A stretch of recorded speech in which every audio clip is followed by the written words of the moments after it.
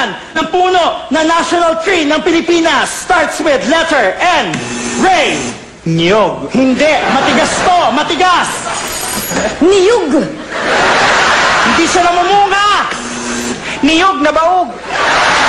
Matigas, hindi namumunga. Tapos, nakikita lang ito sa mga virgin forest. Go, Marina! Virgin coconut oil. Puno nga, puno. Ano? Virgin coconut tree. Puno to, puno na malaking malaki. Sa sobrang laki nito, kapag pumunta ka sa ilalim, pwede kang magpalamig. Go! Ice buko. Inig mabuti, sino ang nakapatay kay Magellan? Ang initials niya ay LL. Marina! Lito Lapid.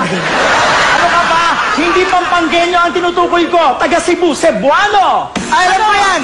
Leto, lapid. Ano ba? Inuulit-ulit ang pangalan ng taong ito. Inuulit-ulit. Go! Leto, Lapid, Lapid.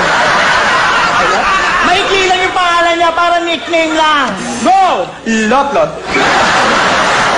Nung pinatay nila si Magellan, marami siyang kasama. Lot and friends. Loka kayo? The correct answer is Lapu-Lapu. Ah, Lapu-Lapu and friends. Ang ibon na to ay ang national bird din ng Pilipinas. Starts with letter M. Ray. Manok. Hindi. M ang simula, A ang dulo. Ano? Manoka. Kulay brown ito. Kulay brown. Ano?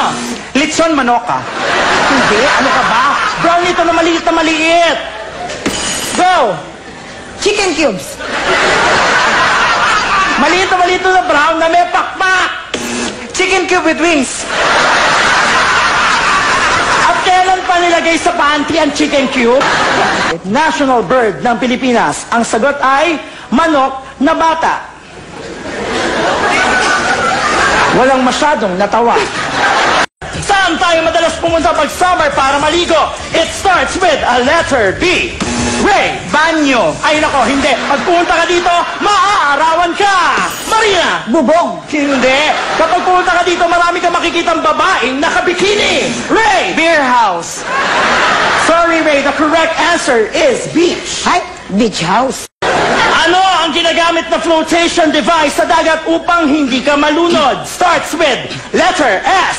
Marina. Sirena. Hindi siya babae. Shokoy. Hindi siya lalaki.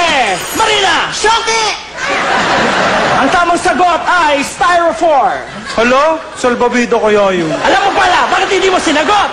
Eh di sana sinabi mo sa, hindi S. O nga.